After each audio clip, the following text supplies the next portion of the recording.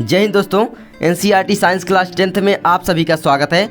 आज हम सॉल्व करेंगे न्यूमेरिकल नंबर 3। इसके पहले हम 1 2 सॉल्व कर चुके हैं, तो आप हमारी प्लेलिस्ट चेक कर सकते हैं, ठीक है। और मॉडल पेपर चाहते हैं आप हमारी प्लेलिस्ट चेक कीजिए, क्लास 10th का सभी आपको मटेरियल फ्री में आपको मिल जाएगा। चलिए देखते हैं यहाँ पर क्वेश्चन क्या दिया गया है। एक अवतल दर्पण के सामने 5 सेंटीमीटर लंबी वस्तु 10 सेंटीमीटर दूरी पर रखी है। आपको ध्यान से क्वेश्चन पढ़ना क्या क्या दिया है, तो आप यहाँ पर सबसे पहले लिखेंगे हम हल, ठीक है। हल कर रहे हैं, क्या क्या दिया है। एक उत्तल दर्पण, सबसे पहले दर्पण कौन सा दिया है आपका, उत्तल दर्पण लिख लीजिए, ठीक है। उत्तल दर्पण तो ध्यान रहेगा। उत्तल दर्पण किस तरीके से बनता है अगर हम आपको बताएं तो उत्तल दर्पण आप जानते होंगे इस तरीके से कुछ बनता है, इस तरीके से, ठीक है। और यहाँ पर आपका क्या हो जाता है, वक्रता केंद्र, और इधर आपका फोकस और इधर आपका ध्रुव हो जाता था, ये आपका हो जाता था। और वस्तु किधर रखी जाती थी, बाएं साइड, यानी इधर आपकी यू रखी जाती थी, तो चिन्ह हमेशा माइनस का लिया जाता है।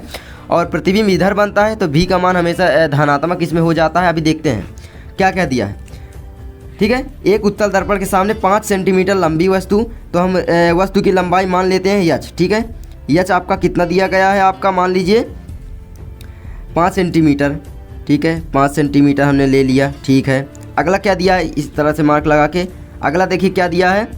अगला दिया है वस्तु 10 सेंटीमीटर दूरी पर रखी है, मतलब दर्पण से वस्तु जो रखी है, वस्तु की दूरी जो होती है, आपको क्या बताए थे कि यू होती है। यू आपकी 10 सेंटीमीटर, मतलब यहाँ से यहाँ तक की जो दूरी है वो 10 सेंटीमीटर है। तो यहाँ पर आपकी 10 सेंटीमीटर दूरी हो गई, मतलब यू इक्वल टू आपका हो गया 10 सेंटीमीटर, ठीक है। 10 सेंटीमीटर में है। अब यहाँ पर इसमें चिन्ह ऋणात्मक होगा, क्यों होगा, हमने आपको चिन्ह परिपाटी बताया था कि भाई वस्तु हमेशा दर्पण के बाएं साइड मानी जाती है, इसलिए उसका चिन्ह हमेशा ऋणात्मक लिया जाता है।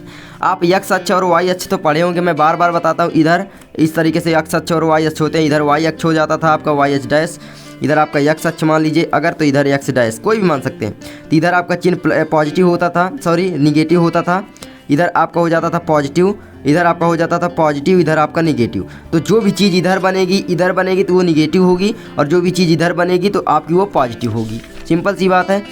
तो आप देखिए 10 सेंटीमीटर दूरी पर रखी है। दर्पण की वक्रता त्रिज्या दी गई है कितनी, आर इक्वल टू हमको दी गई है 30 सेंटीमीटर, है ना। 30 सेंटीमीटर हमको आर इक्वल टू दे दिया गया है। अब हमसे क्या पूछा है, तो प्रतिबिंब की प्रकृति तथा स्थिति और लंबाई सब कुछ हमको ज्ञात करना है। मतलब कि पहले तो हमको एफ निकालना पड़ेगा, क्यों, क्योंकि हमने यहाँ पर पढ़ा था कि भाई दर्पण सूत्र क्या होता है। यहाँ पर हम लिख देते हैं दर्पण सूत्र, आप लिखेंगे तो क्या होता है, दर्पण सूत्र आपका हो जाता है 1/f इक्वल टू आपका हो जाता था 1 बाई क्या हो जाता था v प्लस 1/u। तो हमको क्या क्या ज्ञात करना है, देखिए हमको क्या क्या दिया है, वक्रता त्रिज्या। यहाँ से आपको क्लिक होना चाहिए माइंड में कि वक्रता त्रिज्या दर्पण दोगुनी होती है फोकस दूरी की, तो हमसे यहाँ पर f निकल आएगा। तो हमको f तो मिल गया, सिंपल सी बात है। u दिया ही गया है, हमसे v पूछा गया है। सबसे पहले हम f निकाल लेते हैं, तो हम जानते हैं, ठीक है। तो अब यहाँ पर निकाल लेंगे कि यहाँ पर r इक्वल टू आपका हो जाता था 2f, ठीक है। तो आपका f इक्वल टू कितना हो जाएगा, f इक्वल टू आपका यहाँ पर हो जाएगा r/2।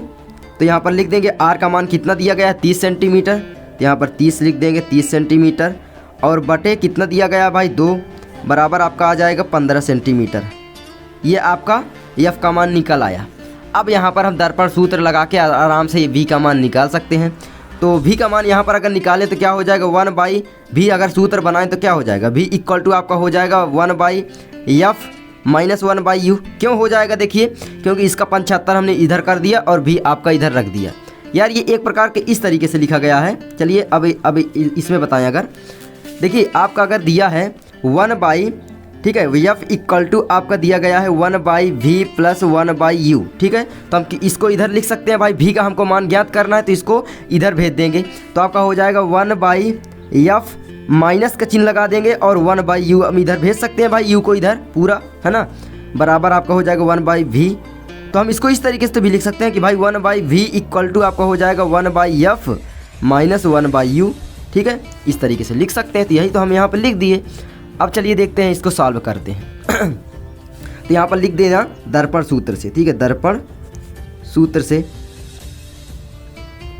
तो आप दर्पण सूत्र लिख देना पहले 1/ आपका दिया है v, ठीक है, बराबर आपका क्या लिख जाएगा, सॉरी यहाँ पर दर्पण सूत्र 1/f, ठीक है। आप इसी तरह सॉल्व करना 1/ क्या हो जाता था v प्लस 1/u, ठीक है, इस तरीके से आपका दर्पण सूत्र हो गया। हमको क्या क्या दिया है देखिए, यहाँ पर हमको यच दिया है, यच का भी हमें मान ज्ञात ही नहीं करना है क्योंकि वो आवर्धन के लिए है।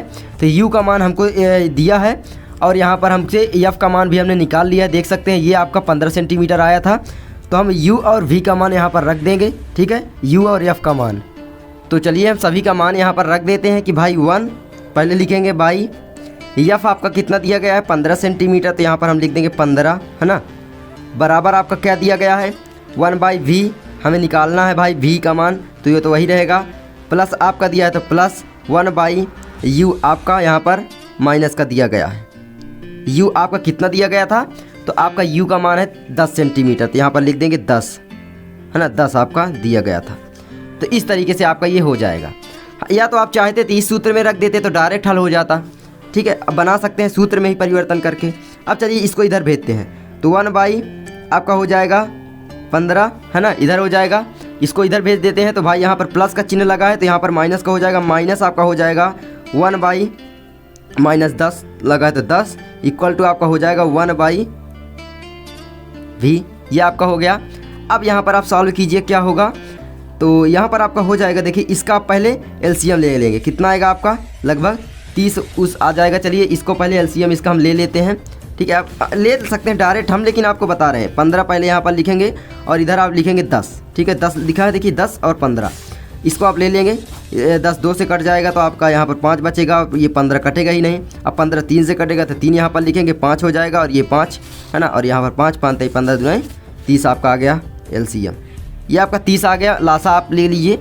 अब इसमें से देखिए कितने बार पहाड़ा इसमें जा रहा है, 15 दुनाई 30, 2 बार गया, 2 एक कम 2 आपका हो गया, माइनस तो माइनस, अब यहाँ पर माइनस अंदर भी है तो माइनस लगा के अब जो आएगा 10 3 30, 3 एक कम 3, ये आपका आ गया। अब बराबर में है 1/v, तो हम इसी तरह लिख देंगे। अब देखिए माइनस माइनस आपका माइनस का गुणा आपका माइनस में होगा तो प्लस बन जाएगा, तो 2 प्लस आपका हो जाएगा 3, है ना, 2 + 3 आपका और क्या हो जाएगा बटे आपका हो जाएगा 30 बराबर 1/v आप लिख सकते हैं। अब देखिए यहाँ पर क्या होगा, 3 2 5 बटे 30 बराबर 1/v, तो v का मान निकालेंगे तो आपका हो जाएगा 5v इक्वल टू आपका कितना हो जाएगा 30। भाई इसका गुणा इसमें होगा, इसका गुणा इसमें होगा, क्रॉस मल्टीप्लाई हो जाता है अगर बराबर का चिन्ह लगा होता है। तो v का मान आपका आसानी से निकल आएगा 30 बटे आपका 5, तो कितना आ जाएगा, तो v का मान आपका आ जाएगा आप कितना 5 छक्का 30, 6 आ जाएगा लगभग, है ना, 6 पंचे 30 होता है, 6 आपका v का मान आ गया। ये आपका v का मान देखिए आ गया, v का मान पॉजिटिव आया है, अर्थात प्रतिबिंब किधर बनेगा, प्रतिबिंब दर्पण के पीछे साइड बनेगा, अभी हम आपको बताते हैं। तो यहाँ पर आप देखिए v का मान आपका आ गया, सेंटीमीटर में है तो सेंटीमीटर लगा देंगे, सिंपल सी बात है। अब चलिए इसको सॉल्व करते हैं। भाई हमसे और क्या पूछा, देखिए आपसे क्या क्या पूछा है, यहाँ पर क्वेश्चन और पढ़िए। देखिए v का मान तो हम ज्ञात कर लिए, मतलब प्रतिबिंब की स्थिति पूछा था तो स्थिति तो हमने ज्ञात कर लिया। स्थिति वही होती है कि कितनी दूरी पर आपका दर्पण से प्रतिबिंब बनता है, ठीक है, तो वही v हो जाता है। और जो वस्तु होती है वो u होता है, भाई दर्पण से कितनी दूरी पर रखी हुई है, सिंपल सी बात है। ठीक है, बिंब जो होता है उसको कभी कभी देखिए अभी वस्तु यहाँ पर लिखा है, लेकिन अगर यहाँ पर बिंब भी लिख दिया जाए तो वो वस्तु ही मानना, ठीक है, आप बिंब या वस्तु दोनों एक ही होता है। अब देखिए क्या पूछा गया हमसे, प्रतिबिंब की प्रकृति पूछा है, स्थिति पूछा है तथा लंबाई ज्ञात करना है। लंबाई कितना बनेगा, देखिए आवर्धन से लंबाई आपका निकल आएगा। आवर्धन क्या होता है, प्रतिबिंब की लंबाई तथा वस्तु की लंबाई के अनुपात। तो आवर्धन का सूत्र यहाँ पर लगा देंगे। आवर्धन का सूत्र क्या होता था, m इक्वल टू आपका क्या होता था, आपका हो जाता था I/O, ठीक है, और क्या हो जाता था यहाँ पर बराबर फिर से v/u, ये दोनों बराबर होते थे, इतना आपका सूत्र हो जाता था, है ना।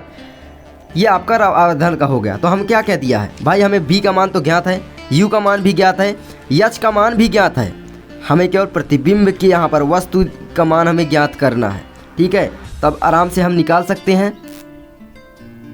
तो यहाँ पर हमें दिया गया भाई ओ का मान भी हमें ज्ञात है। भाई ओ का मान कितना यहाँ पर दिया गया था भाई, तो ओ का मान ये हम यच लिख दिए हैं। तो ये सूत्र कहीं कहीं पर आप देखेंगे एनसीईआरटी वाले में लिखा पाएंगे आप कि भाई क्या लिखा होगा, h/h डैश, ठीक है, या आप लिख सकते हैं h dash by h equal to v by u, ये भी लिखा आप पा सकते हैं। मतलब कि इसको हम मान लेंगे प्रतिबिंब की आपकी जो प्रतिबिंब की ऊंचाई है, और ये आपकी हो जाएगी वस्तु की ऊंचाई, और ये भी आपकी हो जाएगी वस्तु की दूरी जो होती है दर्पण से, और ये हो जाएगी आपकी प्रतिबिंब की दूरी दर्पण से, है ना।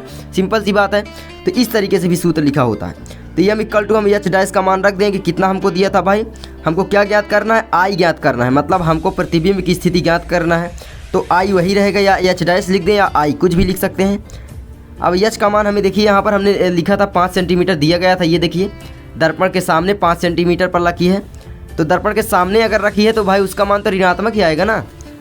अब देखिए इसका आप लिख देंगे 5 सेंटीमीटर इक्वल टू आपका वी बाई यू। वी आपका कितना हमने निकाला, अभी देखिए 6 सेंटीमीटर, ये यहाँ पर निकाला। तो यहाँ पर हम रख देंगे, सिंपल सी बात है भाई, 6 सेंटीमीटर बाई यू का मान कितना दिया गया था, यू का मान आपका दिया गया था 10। ठीक है, तो यहाँ पर आप लिख देंगे 10। इस तरीके से आप यहाँ पर आराम से मान लिख देंगे। इसमें आप चिन्ह का प्रयोग अगर ना करें तो बेहतर है। ठीक है, अब देखिए क्या होगा भाई, यम इक्वल टू आपका क्या हो जाएगा, आवर्धन इक्वल टू आपका हो जाएगा, क्या हो जाएगा आपका, यहाँ पर आप अगर इस तरीके से लगाते हैं तो बेहतर है। देखिए इसका गुणा इसमें होगा, इसका गुणा इसमें, तो आपका 10i हो जाएगा। 10i बराबर आपका 6 पंचे 30 आपका आ जाएगा, है ना।